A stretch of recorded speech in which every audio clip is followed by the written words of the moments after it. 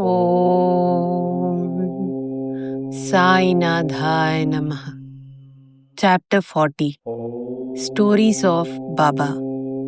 Attending Mrs. Dev's Udyapan ceremony as a sannyasi with two others. Visiting Hemat Pant's house in the form of his picture. In this chapter, we give two stories. How Baba attended the Udyapan ceremony organized by Mr. B.V. Dev's mother at his house at Dahanu, and how Baba attended the Shimga dinner party in Hemat Pant's house at Bandra. Preliminary. Blessed is Sri Sai Samartha, who gives instructions in both temporal and spiritual matters to his devotees and make them happy by enabling them to achieve the goal of their life. Sai, when places his hand on their heads, transfers his powers to them and thus destroying the sense of differentiation, makes them attain the unattainable thing. He who embraces the bhaktas who prostrate themselves before him with no sense of duality or differentiation. He becomes one with the bhaktas as the sea with the rivers. Now, to revert to the stories of this chapter. Mrs. Dev's Udyapan ceremony. Mr. B.V. Dev was a Mamaltadar at Dahanu. His mother had observed 25 or 30 religious oaths, and a Udyapan concluding ceremony in connection therewith was to be performed. This ceremony included the feeding of 100 or 200 Brahmins. Mr. Dev fixed a date for the ceremony and wrote a letter to Bapu Sahib Jog asking him to request Sai Baba on his behalf to attend the dinner of the ceremony, as without his presence the ceremony would not be duly completed. Bapu Sahib Jog read out the letter to Baba. Baba noted carefully the pure-hearted invitation and said, I always think of him who remembers me. I require no conveyance, carriage, tonga, train, or aeroplane. I manifest myself to him who lovingly calls me. Write to him a reply that 3 of us, myself, yourself, and a third person, will go and attend it. Mr. Jog informed Mr. Dev of what Baba said.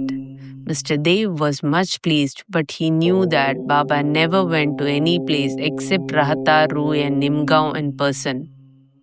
He also thought that nothing was impossible for Baba as he was all-pervading and that he might suddenly come in any form and fulfill his words. A few days before this, a sannyasi in Bengali dress and professing to work for the cause of the protection of the cows came to the station master at Dahanu to collect donations. The station master told him to go into the town and see the Mamaltadar and with his help collect funds. Just then, the Mamaltadar happened to come here. The station master then introduced the sannyasi to him. Both sat talking on the platform. Mr. Dev told him that a subscription list for some other charitable cause had already been prepared by the leading citizen Rao Sahib Narottam Shetty, and so it was not proper to start another subscription list, and that it would be better if he would visit the place after 2 or 4 months. Hearing this, the sannyasi left the place. About a month afterwards, the sannyasi came in a tonga which stopped in front of Mr. Dev's house at about 10 a.m. Dev thought that he came for donations. On seeing him busy with the preparations of the ceremony, the sannyasi said that he had come not for money but for meals. Dev said, All right, you are welcome in the house. The sannyasi said, 2 lads are with me. Dev said, Well, come with them. As there was about 2 hours for the meals to be served, Dev inquired where he should send for them. He said that it was not necessary, as he would come himself at the appointed time. Dev asked him to come at noon. Exactly at 12 noon, the trio came, joined the party, and after feeding themselves, went away. After the ceremony was finished, Dev wrote a letter to Bapu Sahib Jog complaining of Baba's breach of promise. Jog went to Baba with the letter, but before it was opened, Baba spoke. He says that I promised him to come but deceived him. Tell him that I did attend his dinner with 2 others, but he failed to recognize me. Then why did he call me at all? He thought that the sannyasi came to ask for subscription money.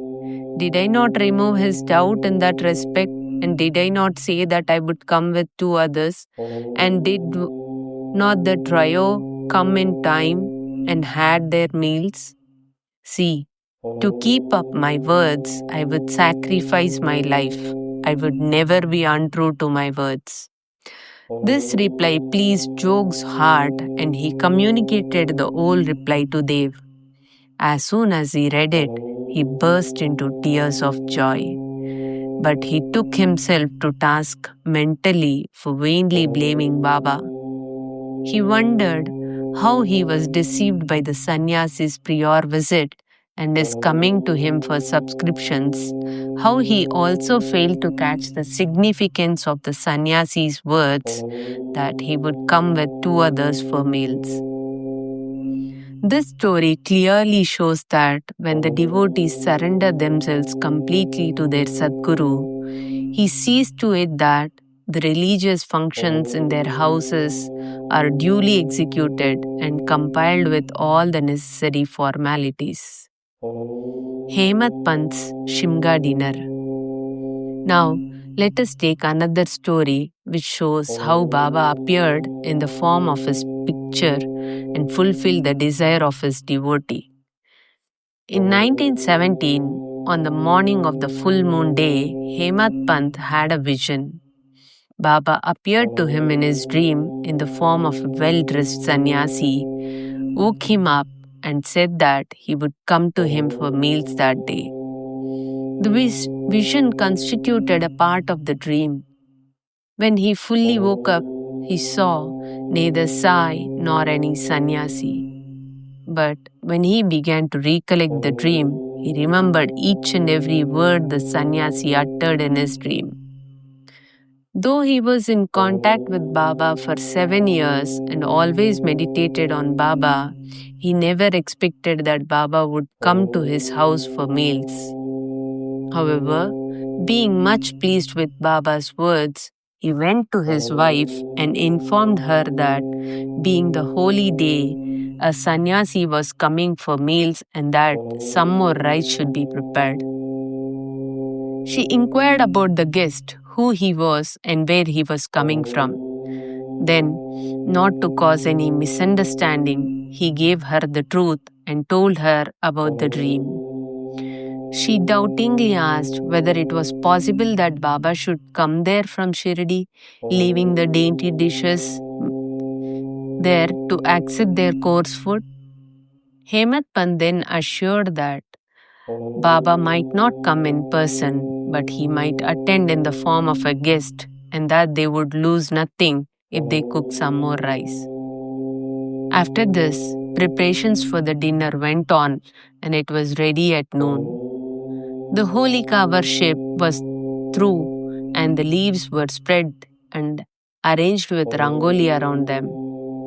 2 rows were arranged with a central seat between them for the honorable guest. All members of the family, sons, grandsons, daughters, and son in laws, etc., came and occupied their seats, and the serving of the various items commenced. While this was being done, everybody was watching for the guest, but none turned up, though it was past noon. Then the entrance was closed, the Annasuddhi ghee was served, This was a signal to start eating. Formal offering to the Vaishvadeva and Naivedya to Sri Krishna were also over, and the members were about to begin when footsteps in the staircase were heard distinctly. Hemat Pant went immediately and opened the door and saw two men there, Ali Muhammad and Maulana Ismu Mujawar. These two persons, seeing that meals were laid out and all the members were about to begin eating, apologized to Hemat Pant and requested him to excuse their interference. They said, "You left your seat and came running to us. Others are waiting for you, so please take this thing and I shall relate all about it later at your convenience."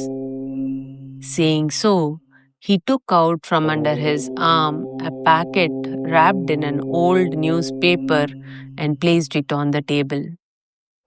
Hemat Pant uncovered the packet and saw to his great wonder and pleasant surprise a big and nice picture of Sai Baba. On seeing it, he was much moved. Tears ran down from his eyes and hair stood on end all over his body, and he bent and placed his head on the feet of Baba in the picture. He thought that Baba had blessed him by this miracle or Leela. Out of curiosity, he asked Ali Muhammad how he got this picture. He said that he bought it from a shop and that he would give all the details about it afterwards, and wished that all the members are waiting for him, he should go and join them.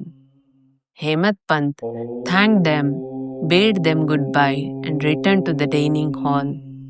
The picture was placed on the central seat reserved for the guest, and after making the due offering of the Naivedya, the whole party commenced eating and finished it in proper time.